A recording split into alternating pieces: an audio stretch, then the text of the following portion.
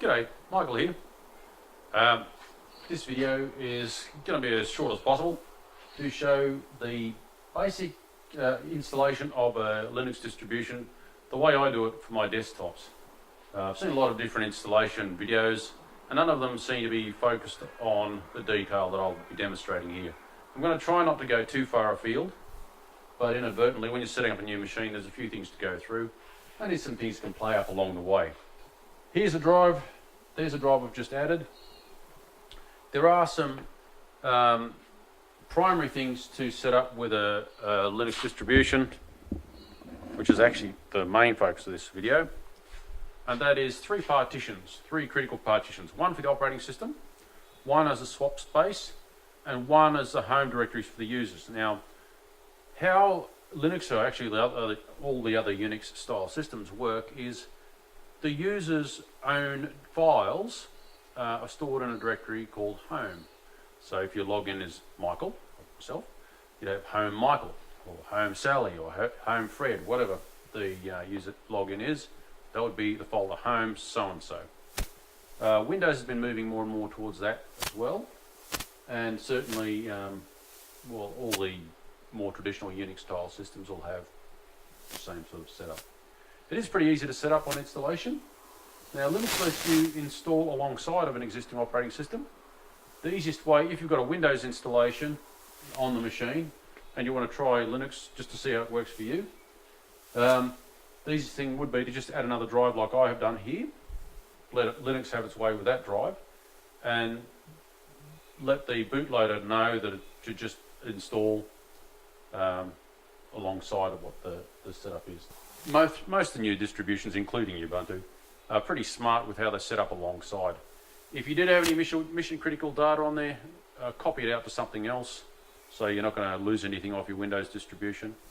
There are a few tricks you can do if you've got one very large drive in there and you can't put a second drive, like some of my smaller Dell boxes I've got. You can actually resize the partitions, move them around.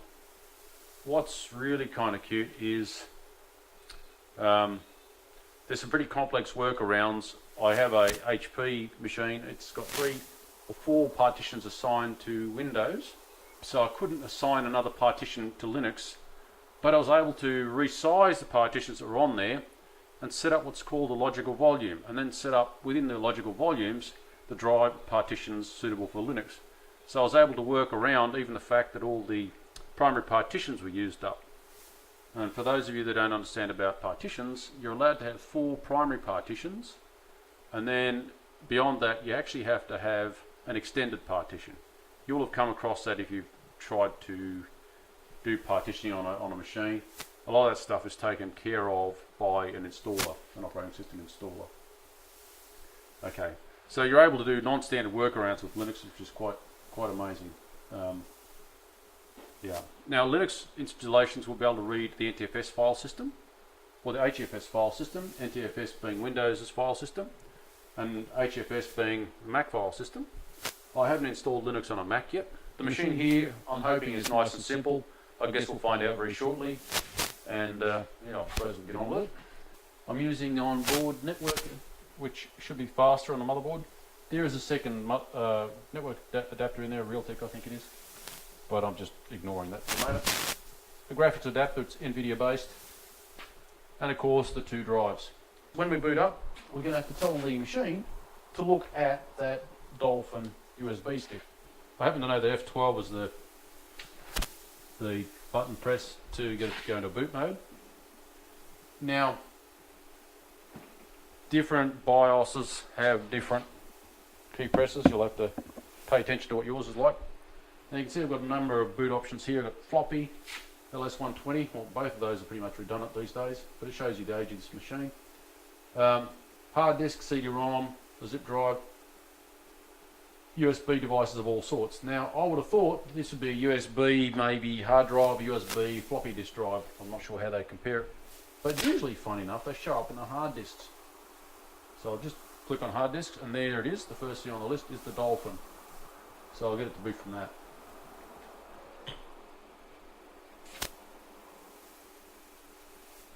Now I'm going to actually run this as a live distribution before I install because the live distribution gives me a lot more controls. Now, running as a live distribution, it's going to detect all the hardware and give as much of it as usable as possible to do any purpose. Somewhere any second now, it should switch out of the low resolution frame buffer. You'll probably notice this cursor size change in a second. Yep, there it goes. It's in the process. It's just switched graphics drivers. So it's gone from a simple frame buffer, which will work on just about anything, to something that's probably NVIDIA specific. And the resolution has really bumped up, well, as high as it can on this monitor. Okay, so you've seen that boot up, found the network. We're going to click on try. Gives me more choices, more control. Lets me sniff around the hardware. If I have to install some piece of software, I can do that as well. More choices, basically. All right. I'm going to use applications, accessories, disks, just to look around at what I've got. Okay, both those drives are free space. That's pretty cool. All right. So it's all looking good. We're connected on the network. We can close this. I'm quite happy to go ahead now and install.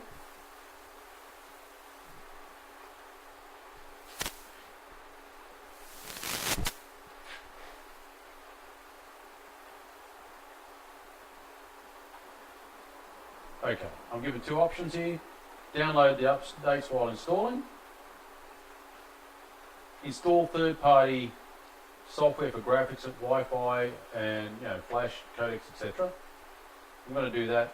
I will do the updates on the reboot. I just find it makes the installation a little bit quicker, so I'll just go through that process.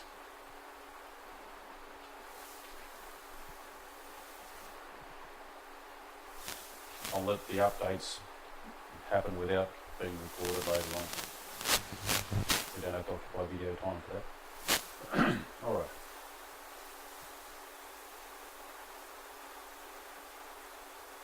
It's going to check out the hard drives, check online repositories, and a few other bits and bobs. Any second now, it's going to give me an option of just how to lay out the system. Because I've got no other system installed, it won't give me the option of going alongside existing systems. If you have Windows installed, you've got the option of going alongside. The easiest way is to add a second hard drive and set it up to use that second hard drive. The purpose of this video is to show you some partitioning setups, certainly ones that I like using. And what I'll also set up on this machine is a kind of automatic redundant arrangement for user files being backed up. Linux has got a very comprehensive range of tools, and a lot of them are actually quite ancient Unix tools. They're not really like the latest technology. In any case, I'm given the option of erase and install in Ubuntu Mate, so it wipes the existing hard drive. To encrypt the new installation, use LVM. LVM is another story, another video. I'm going to choose something else. Now I'm going to set up the partitions the way I would normally do it. Okay, now I'm going to use the large drive, the 2 terabyte drive, as actually just going to have to add a partition to it. So one single partition, primary, beginning of the space. ext4 is not a bad file system. The other likely one I'd be using is BTRFS.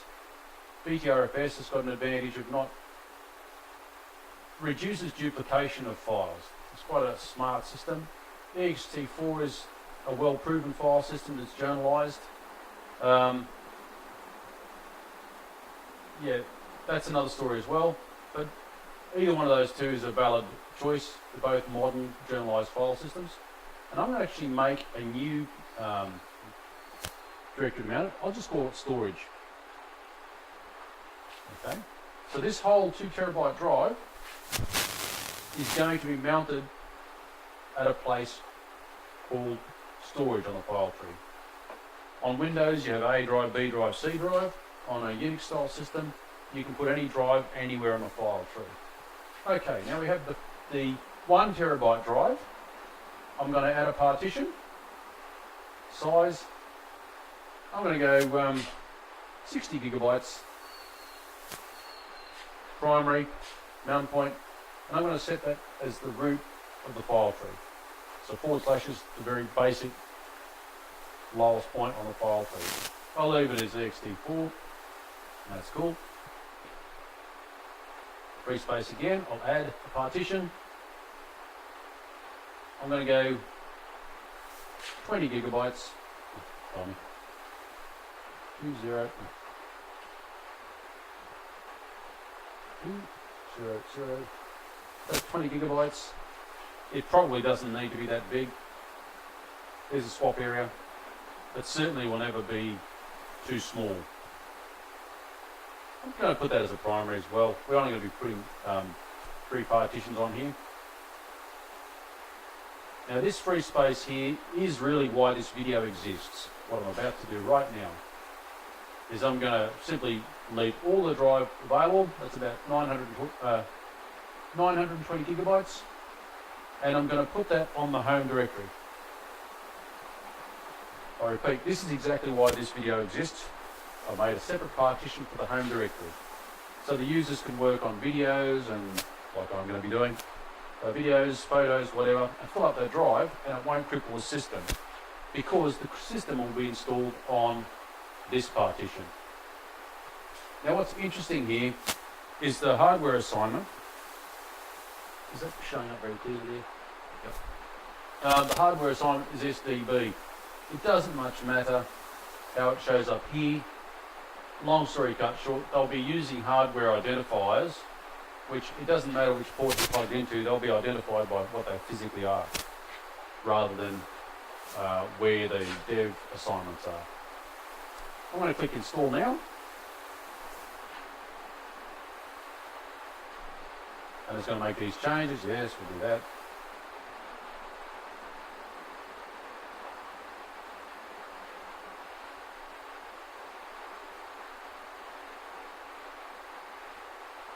Now it picks a time zone. It's automatically picked the correct time zone for me.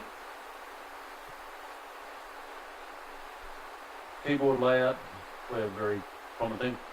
I'm going to just make I'll make it Michael.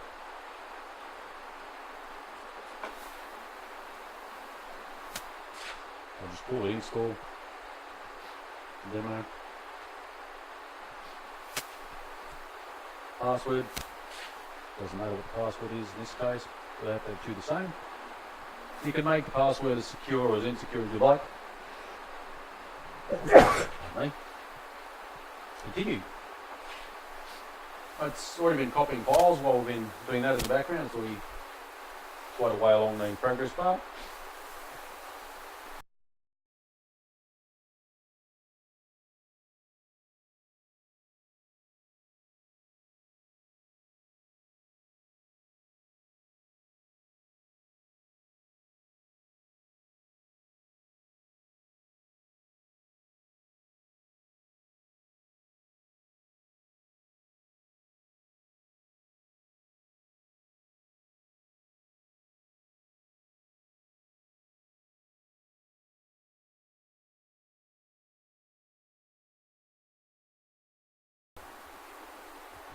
Okay, so that's the installation's finished. I'll click on restart now. It's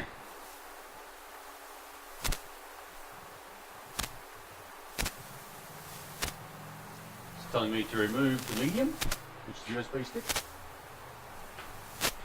Now removed. Press enter. It'll reboot.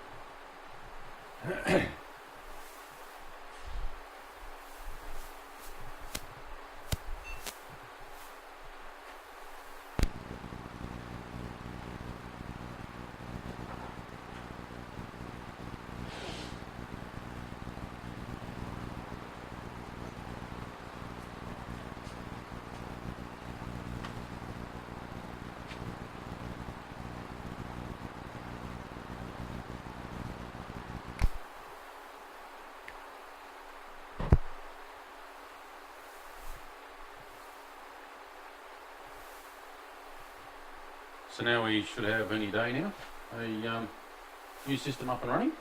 There we go. Password.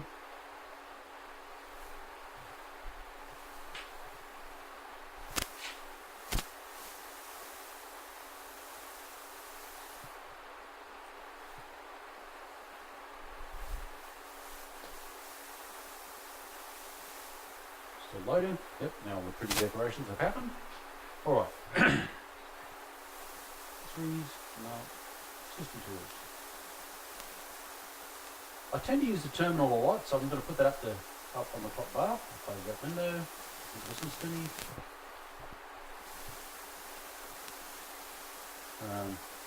Other thing I like having on the taskbar above is the system monitor. So it's quickly at hand if I want to see how busy the machine is. I can see instantly how hard it's working. And as you can see here, this area here, showing the memory and the swap space. I've got 18.6 gigabytes of swap space, none of it used. I have 3.2 gigabytes of RAM free, 561 megabytes of which is used. So it's running fairly light. Pardon me. Now let's have a look at, I might just close that. Actually, down in the bottom corner here, there are 4 rectangles. They represent different desktops. I'll click on the next desktop. There's that desktop, that one. So there's 1, 2, 3, 4. Okay, here I might just open a terminal. Now, if I type the word mount, it is not essential for you to understand the command line to use Ubuntu. But as with Mac OS and even Windows, it's worthwhile understanding some command line tools if you want to really get things working on your side. I'm just going to type mount again. You can see there's actually a spray of different fancy connections to a file system. If I want to see how much free space is, I type DF for disk free. And then we have a more ordered list of the things that really matter. The parts we're interested in this case is where you see dev SDB1, dev SDA1, dev SDB5, that kind of thing. That dev stands for device, and SDB means SCSI disk B, or the second hard drive. It's also used for SATA disk B, so it's interchangeable. If you had an ID drive, it would be HDA or HDB, so and so. But SDB1 is the first partition of the second hard drive. So device, SCSI disk or SATA disk B, which is the second SATA disk, partition 1 is 9% used, and it's on the root file tree, just a /. Dev SDA1 is storage.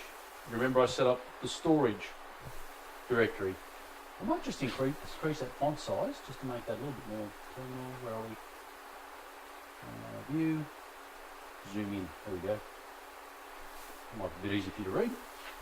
Okay, so device, second SCSI disk B, the second one of them.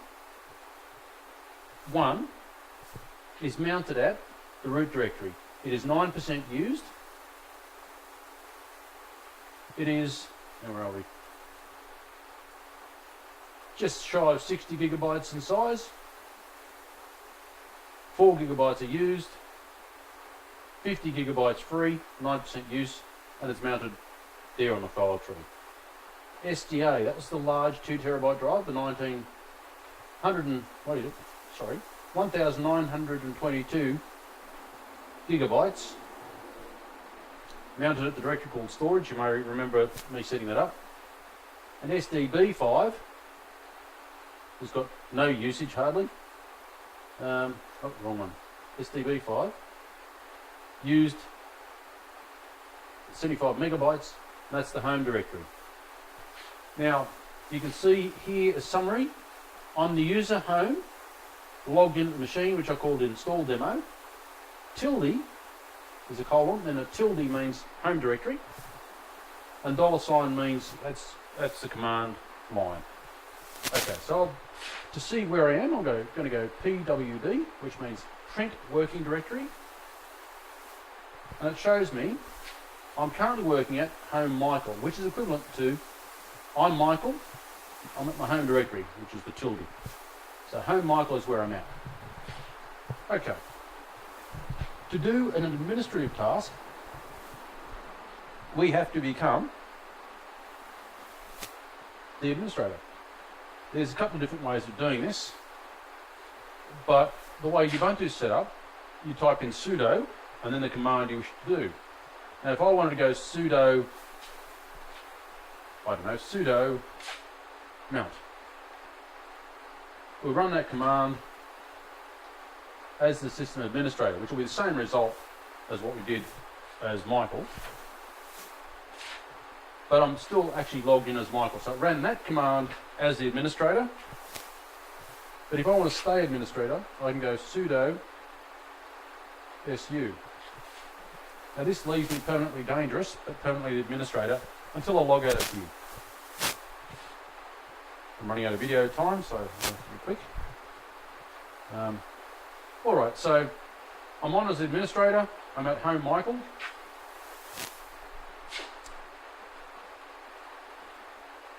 This is a very simple, although it may look very abstract to some of us unfamiliar.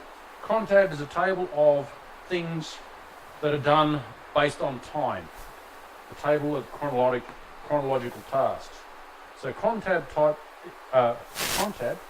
-e is the instruction to edit the cron table. Yeah, there we go. Okay, now it's given me a couple of editors to choose from.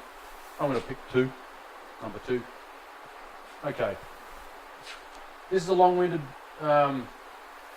thing to explain, but basically there are ways of getting this to do tasks based on what you like. And I'm going to go, I don't know, what's the time now? I'm seeing 15:34, so 15:40.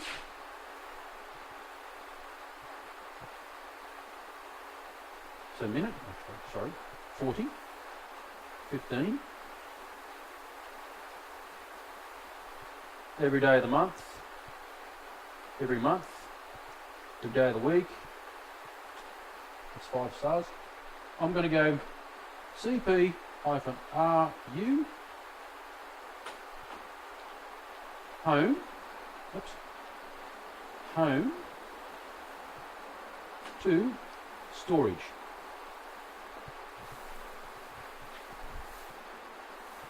So what I'm going to do, it's going to copy everything that appears in the home directory to the storage directory. So a big 2 terabyte drive is going to have a copy of everything that happens on the home directory. And it's going to do it at 40 minutes past the hour, of the 15th hour, every day of the month, every month, every day of the week. The command is going to run as cp, which is copy, -ru is an instruction to copy, to recursively go through the subdirectories, and then u is to update any new files. So if you've got, I don't know, half a terabyte of files, it'll only update any files that are missing. I find this to be quite an efficient way of doing a backup. There's another program which works similarly called rsync. That way your backup is in fact not in a, it's not in a zipped up file or anything like that. It's not a very highly demanding task for the machine to do, because all it's doing is copying anything that's really new. So it's updating any files. So if the file doesn't exist, it'll create it. If the file has been updated in some way on the home directory, it'll be updated on the storage directory. So that may look complex, but if you can remember that, actually just watch this video and just set up the machine the way I've done. I'm going to go enter to get the next line. Control X, save it. I'm going to go yes. Let's just run that again. Contab -o, just check that that's all there. Okay, Control X. So that was good. I'll do that again because I was very quick. You can see 40, 15, ***, CP, RU, home to storage. That / means whatever comes off that directory will be put on as a subdirectory of storage. I hope that's clear enough to see. Alright, Control X closes that. Right. So that's worked correctly. Up here we've got 1539. At 1540, let's go to the storage directory. There are no files there at the moment. As soon as this clocks over to 1540, I might get that to show seconds. Probably about to jump anyway. Preferences. Show seconds. Close. Okay. A few more seconds to go. Yes, we can see the home directory has been copied here. Now let's go into the home directory. We should see Michael there. We have indeed.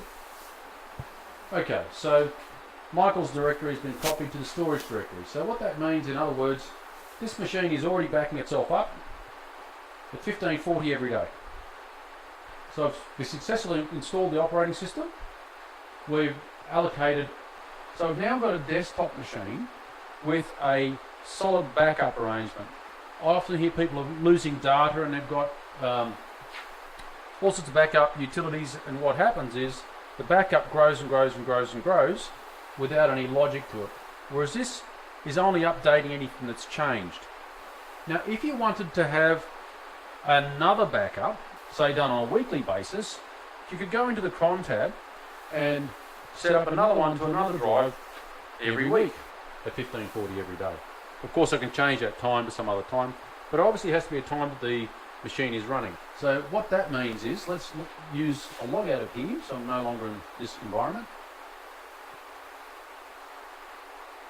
I've logged out by pressing Control D. It's very easy for me to do things without saying them. So I've used Control D to, you can see the exit showing here. To see who I'm logged on as, I can type in who am I, one word. And it says I'm Michael.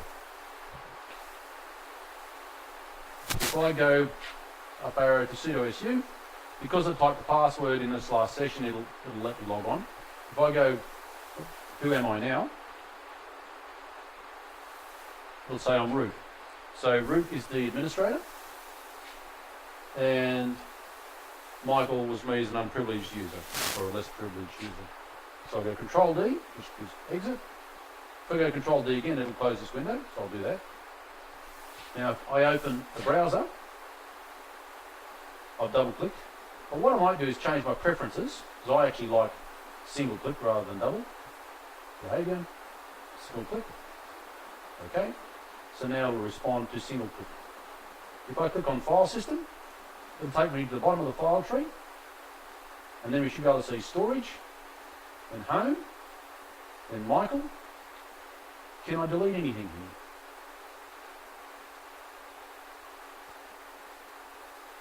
No. So my backups are protected from me deleting them. Whereas if I go to my home directory, of course, I could delete it. So move to rubbish. So let's say I make a new folder here. Test new.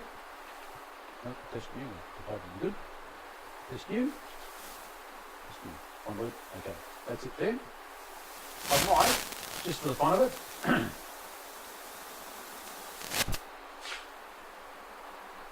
go on as administrator again, or I can do type sudo cron tab -e. So that's another way of doing this. -e. I type the password. I'm going to use that editor. Now I'm going to change this thing. We're up to 15:44 and 23 seconds. I'll change it to 45. Control X.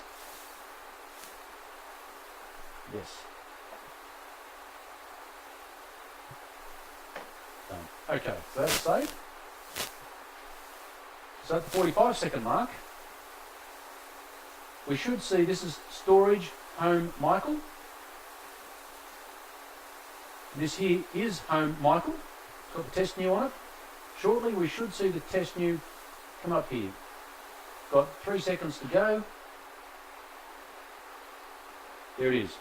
Where is it? Test new has appeared. So you can see the backup has worked beautifully like that.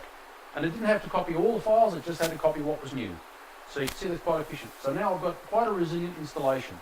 And I guess that was the main thing about this video, was to set up a resilient desktop machine.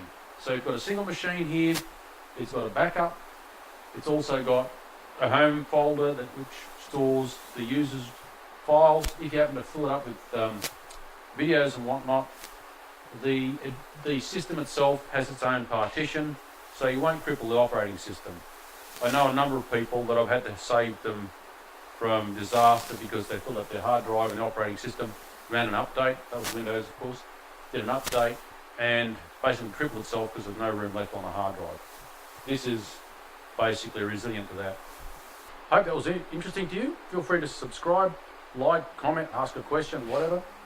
If you are to install an operating system, I won't be online all the time to obviously answer your questions, but obviously if you ask a question or if you'd like me to make a video describing a certain thing that you've maybe come up against, let me know and maybe I can bring something together for you. Okay, well, thanks for that. Bye.